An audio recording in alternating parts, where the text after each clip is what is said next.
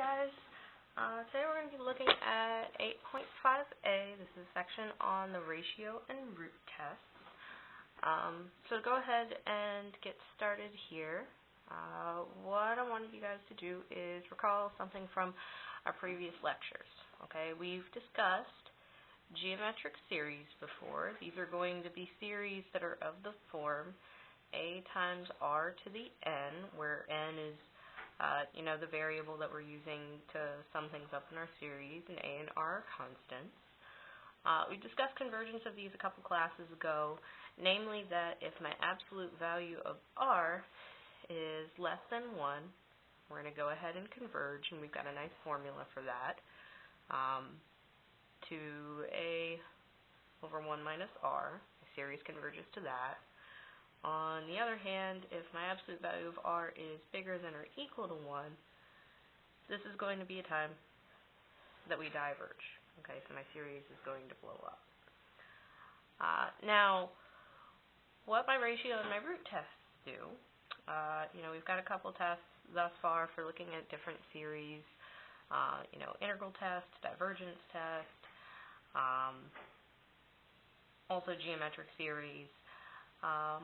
I want to kind of up the number of things that we have in our toolkit for looking at different series, because all of these are pretty limited. If your function is nice and integrable in an easy way, if it matches a specific formula, if the limit doesn't go to 0. I want to broaden the number of functions that we can look at, because maybe we might get something that's hard to integrate. Maybe we might get something that doesn't quite match this formula.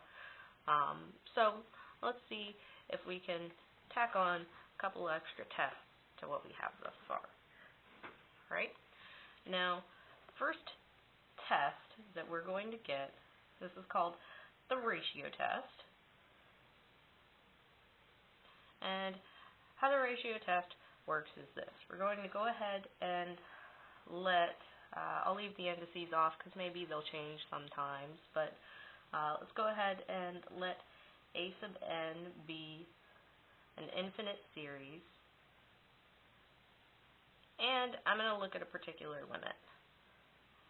Namely, I'm going to look at the limit of my sequence, my n plus first term divided by my nth term. I'm going to send n to infinity here. I want to look at this particular limit. So what I'm doing is my original term goes in the denominator, and the term that comes after that goes up top. And then I take a limit. Now, what I'm going to go ahead and get is 1. If I get an r back that is sandwiched between 0 and 1, the series converges. 2. If I get an r back that is bigger than 1, and this is going to be including the case where r is equal to infinity, we've got that the series diverges. And then my final case, if r actually comes out to 1, the test is inconclusive. Now, what this means is, unfortunately, you picked a poor test. Inconclusive, let me spell this correctly here. You picked a poor test, you probably need to go back and pick something else that'll work a little bit better and be more appropriate. Now, I'll go ahead and make a quick note about this test. These values of r, you'll notice they look a little bit similar to what's going on up here with our geometric series. If my r is less than 1, we're going to converge. If we're bigger than 1, we're going to diverge. Here, I'll go ahead and make a note. We actually can extend this test a little bit. We actually can use that it converges for absolute value of r less than 1, and it diverges for my absolute value of r bigger than 1, but this is the way that your book states this for this section. We're actually not going to talk about why this is true until a little bit later, but keep this in the back of your mind as a note for a couple sections from now, okay? We really get that these convergence results look really, really close to my geometric series test, okay? The only difference is that we've got strict inequality here. All right, now, a good question for this, before I get to any examples, is why does this look so close?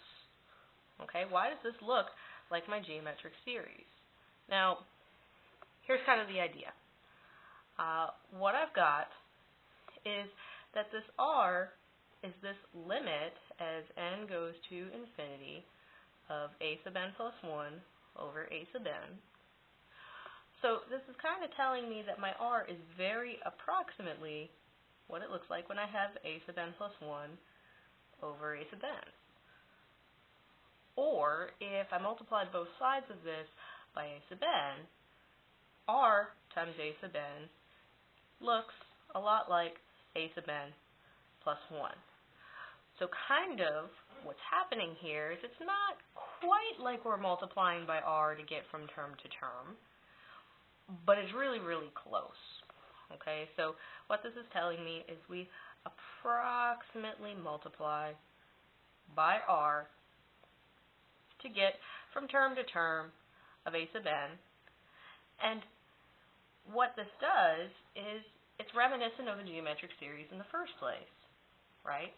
So this is kind of like my geometric series, okay, which is going to be of the form a plus ar plus ar squared plus ar cubed plus so on and so forth. And this was a case where we multiplied by r to get from term to term to term. So this is why we're stealing the basic convergence results here. Okay, this is why those rules for my r looked so similar. Now, the reason that they differ, I'm going to pull my previous sheet back here. The reason that they differ, okay, we've got strict inequalities here, and there's this borderline case at 1 where we don't necessarily know what's happening in my ratio test. Okay, this is because of that approximation, right? We aren't dealing with exactly multiplying by r from term to term, but it's close, so it's going to mess up in that borderline case. Okay, so now we kind of have an idea of why this works. Let's see if we can actually go ahead and implement this here. I'll show you a case where maybe this might be useful. Okay, does my series, let's say I'm looking at sum from 0 to infinity of n squared for 4 to the n converge or diverge. Okay? Now, you'll notice this is probably not something that we can handle terribly easily. Usually for doing sequences of partial sums, those are tedious and long. We can also potentially look at my divergence test. I'll give you a spoiler here. If you try and do divergence tests on this, the limit of this sequence is 0, so it tells you nothing. As far as integral test goes, we've got a combination of two different kinds of functions here. The integral for this might be pretty nasty. Okay, and because of this pesky n squared, it's not a geometric series. So we kind of can't throw anything at it that we're used to throwing at it. We clearly need another test to work with. So what we're going to do is try a ratio test here. Now, to set up a ratio test, this is what I want to do. Okay? I need to take my limit as n goes to infinity, a sub n plus 1 over a sub n, and we'll call it r. Okay? And then we're going to compare my r values to that list of conclusions that we had that were very similar to the conclusions for geometric series. Now, how I do this limit, here my r is, and here's how I interpret this. In the denominator is whatever the heck it is that you get as your original sequence that you're summing. Okay, so in my denominator of this limit, I'm just going to stick this guy right down here, copy him over for verbatim, and nothing's going to change. Now, what I mean by a sub n plus 1, this is going to be the next term in my sequence that I'm summing.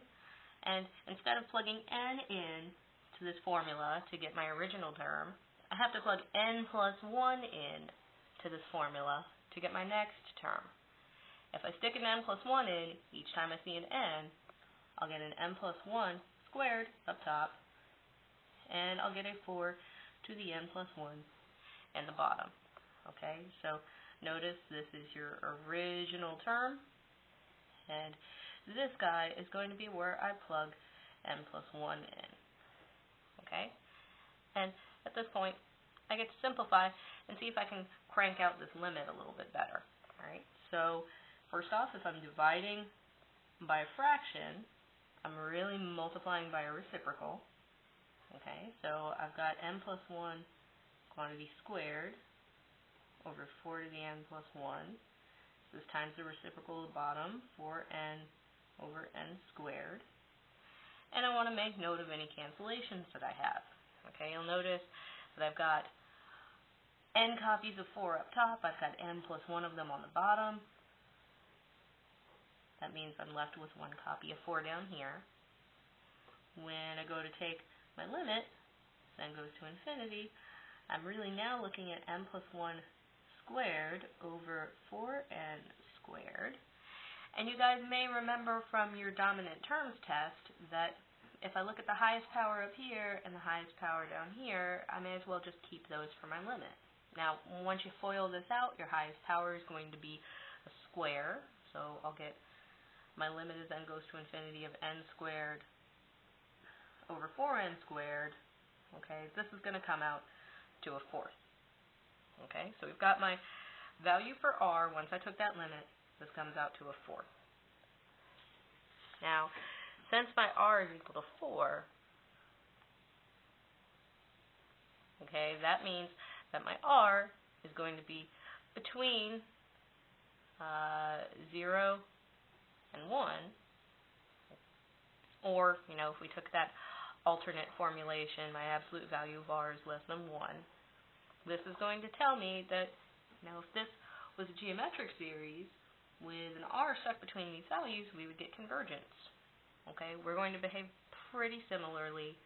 Remember, the test is that if you are less than 1, we get convergence by my ratio test. Okay? So, again, just a quick refresher. Okay, so recap. What we're going to do is set up r as my limit. Okay, try and figure out what this a sub n plus 1 over a sub n is. Okay, and if my absolute value of r is less than 1, we converge. If my absolute value of r is bigger than 1, we're going to diverge. Okay, if r is equal to 1, you are going to need another test.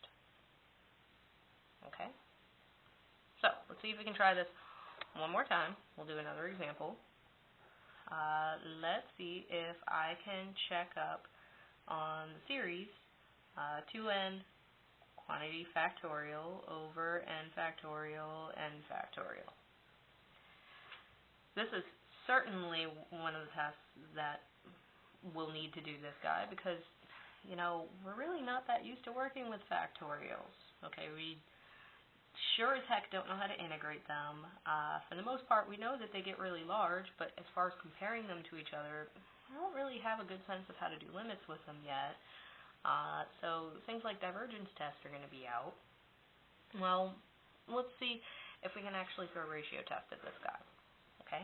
Like I said, the first thing you want to do is figure out what your r is. This will be your limit is n goes to infinity of a sub n plus 1 over an. An is your original. So that means you're copying your original function, basically verbatim, down in your denominator. And then what we're going to do is see what happens when we plug n plus 1 in up top. Okay, so if I stick n plus 1 in here, I've got 2 times the quantity of n plus 1. So that means I've really got 2 n plus 2 once I multiply that out. And then if I stick n plus 1 down here, we've got n plus 1 factorial and another n plus 1 factorial. Okay, so I'll try and rewrite my fraction. Again, division by a fraction is the same thing as multiplication by a reciprocal. So I've got this guy staying upright, and I've got this guy down here flipped. Okay, now I have to figure out my cancellations, and this is where we have to be kind of careful, right? So remember that my factorials, how these guys work, are that n factorial really means I take all the numbers from 1 all the way up to n, and I multiply them together. Okay? So every single one of these guys I'm multiplying. So how that works with the cancellation. Let's see if I can maybe write some of these out and we can see how they cancel a little bit better. Up top here, this says that I'm multiplying all of my numbers all the way up to 2n plus 2. Okay, so I've got 2n, 2n plus 1, 2n plus 2. Similar deal down here, we're multiplying all the numbers up to n plus 1.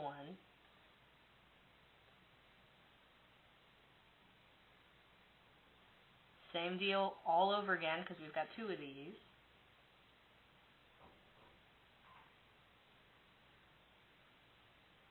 Okay, now we can do the other fraction. Here we're multiplying all the numbers from 1 to n. And here we're multiplying all the numbers from 1 to n. And down here we're multiplying all the numbers from 1 all the way up to 2n. There's a lot of cancellations here, right? For example, if we've got all these numbers from 1 to 2n, notice up here we also have all the numbers from 1 to 2n. So those guys are going to completely drop off, and we'll be left with 2n plus 1 and 2n plus 2. Similar deal down here. We've got all the numbers from 1 to n twice.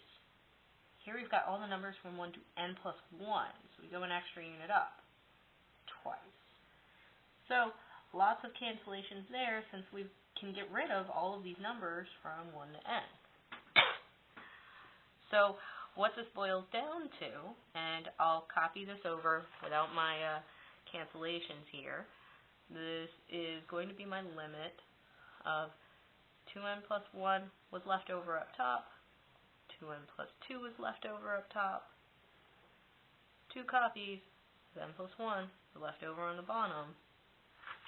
If I want to take a limit of this guy, well, you can multiply this out or not. Remember, we're looking at the highest powers, so if I multiplied this, I'll get 4n squared plus a bunch of stuff. Okay, if I multiply this guy out on the bottom, I'm getting n squared plus a bunch of other stuff. Okay, dominant terms test is going to tell me that my limit here comes out to 4. Now, since my r comes out to 4, remember there's the breakdown here. R was less than 1, bigger than 1, or equal to 1 in norm. This would tell us what we do. Since r is equal to 4, this is telling me my absolute value of r is bigger than 1. So, we're going to diverge here. Okay? We'll try this one more time. Let's see if I can take a look at a function like this guy, n over n squared minus 1.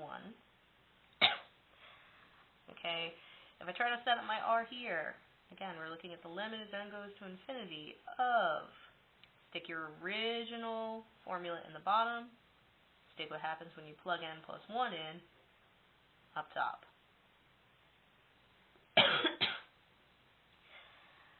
Again, division by fractions is the same thing as multiplication by a reciprocal, so I can try to clean this up just a little bit.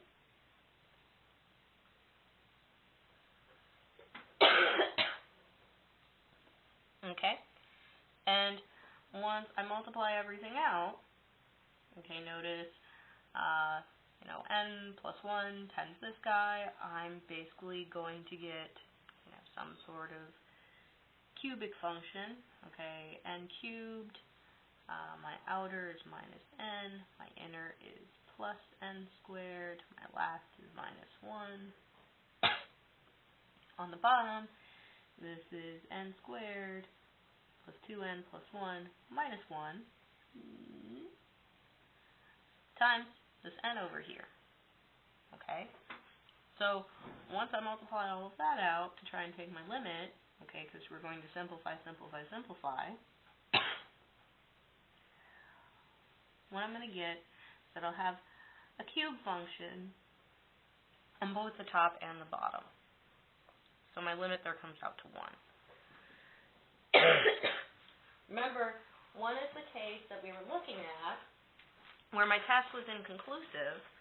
So what this is going to tell me is, since I'm getting 1 back for this guy, this unfortunately is not like my geometric series.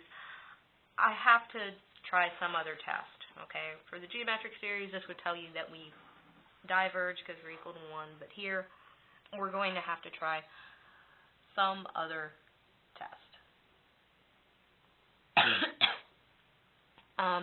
Now, this one is actually one that we can handle with stuff that we've looked at before. Not divergence test because the limit goes to 0, but I could possibly look at integral test because this looks like something that might be nice for u substitution. Okay, so if we wanted to, we could try integral test instead. And I'll just do a fast recap of that guy. Okay, first off, if I'm looking at my function, this was n over n squared minus 2 on the interval from 2 to infinity because that's where my start and stop number were. This guy is going to be continuous. Notice if I factor this, it turns into n plus 1, n minus 1, and neither of those give me problems on the interval from 2 to infinity. Second off, this guy is going to be positive because, again, if I'm plugging in these numbers from 2 to infinity, 2 or anything bigger squared is always going to be bigger than 1. So we've always got a positive in the bottom, and we've always got a positive up top. And if I want to check whether or not this guy is decreasing, since the top's not constant, we can't really do the fact that the denominator is blowing up. We're going to have to actually check the derivative. Okay, so here, my f prime of n, this is going to be, if I do quotient rule, low d high minus high d low all over low squared. Well, if you do your cancellations and things, this is going to give you n squared, here's a minus 2n squared, minus 1, and on the bottom, this is n squared minus 1 squared. You'll notice up top, this is negative over something that's positive. Okay, so since f prime is negative, we're actually decreasing. This means that we can set up the integral from 2 to infinity, n over n squared minus 1. Here, since this is improper, we're going to need to do this as a limit. I'll go ahead and send b to infinity here. And like I said, this is a great setup for u substitution because we've got the square and then we've got this linear term. If I do u as n squared minus 1, then du is 2n. I'll have to adjust my constant coefficient here. That means when I go to plug stuff in, what I've now got is my bounds change. I can plug them in to u to get new bounds. Okay? And then my function changes. This n really turns into a half du, and the n squared minus 1 turns into u. So this guy, when I go to antiderive, it'll turn into a natural log term, evaluated from 3 to b squared minus 1.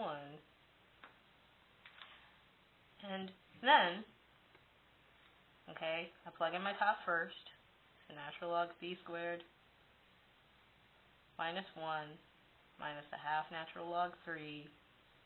If I'm sending b to infinity, I'm sending the inside of the log to infinity. That means this guy's going to blow up. Okay?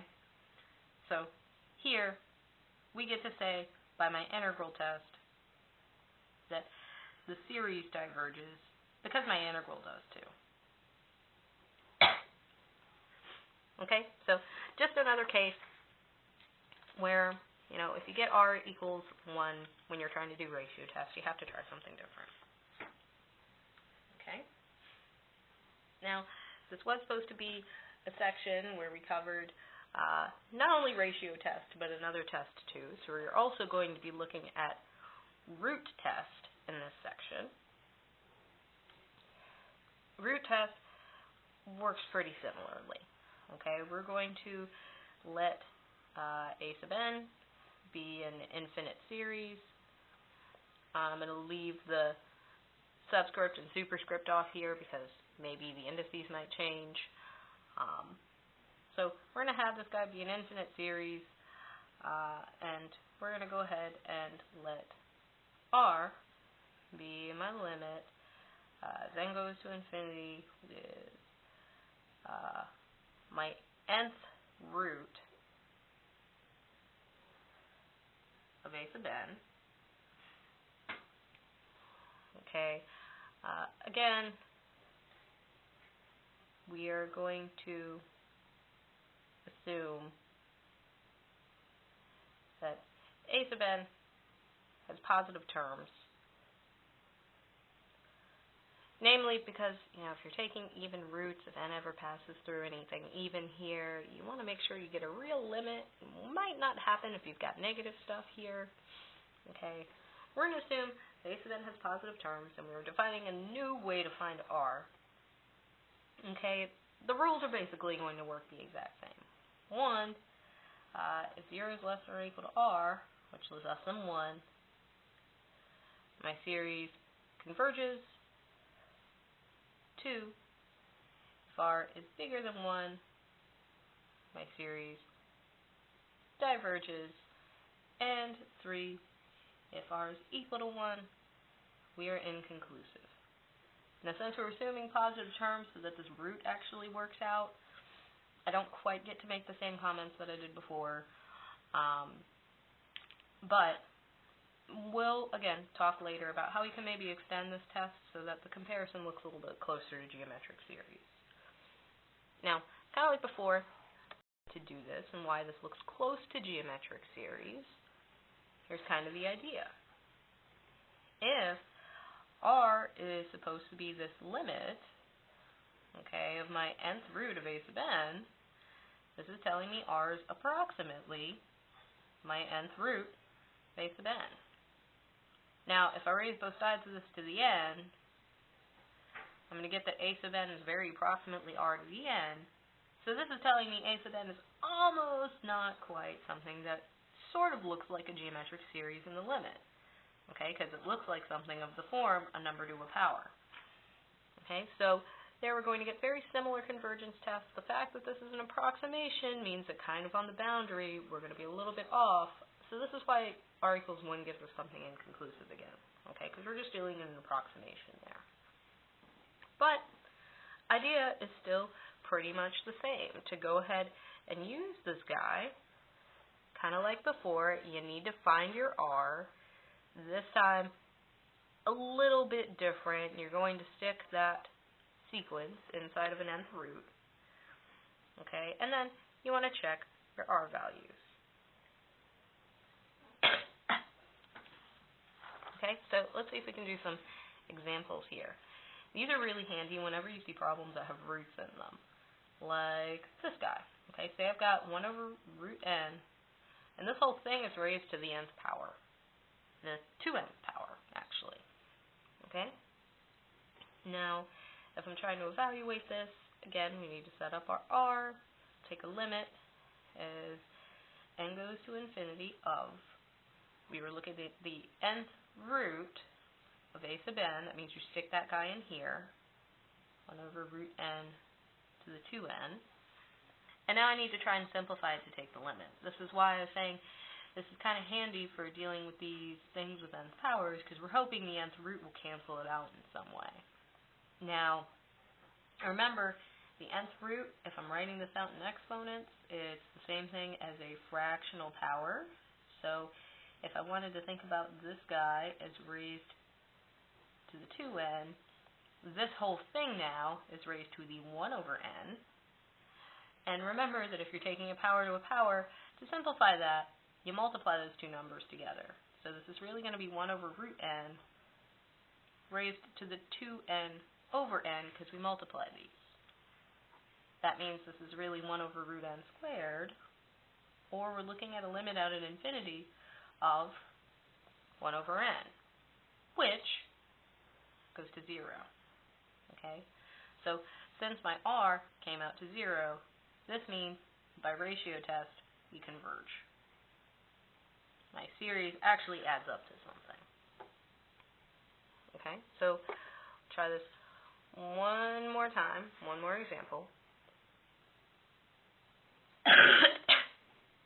Okay, here I'll take a look at a limit of e to the negative n times natural log of n to the n. And same deal. Okay, try and figure out what your r is first. We're setting the limit of, as n goes to infinity, of my nth root of, stick your original formula in here. Okay, and again, if you're taking nth roots, this is the same thing as fractional powers. Okay, we're taking this whole thing and we are raising it to the 1 over n. So, when we go to simplify this, this will split over both of these terms, and to simplify power to a power, you multiply.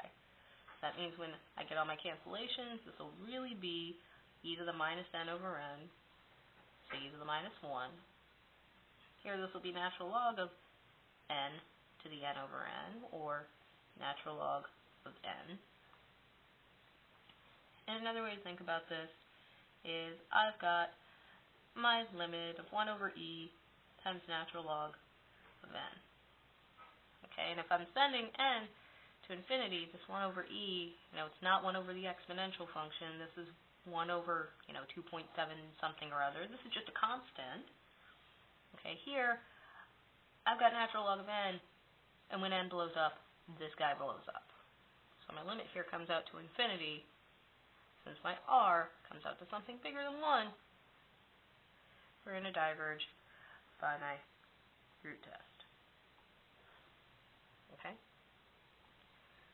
So I'll go ahead and make a note here. If you get, just kind of by the nature of these approximations, how they work out, if we get r equals 1 on either test, don't try the other. What this is kind of saying here is that it's not a good enough approximation by a geometric series to try and guess that that's what your sequence or series is doing in the long term. Okay, so if it's not well approximated by a geometric series when you check it with ratio test, it's not going to be well approximated by a geometric series when you check it with root test either. Okay, so if you're getting r for 1, try something different, because this is probably not going to work out well for you. Okay?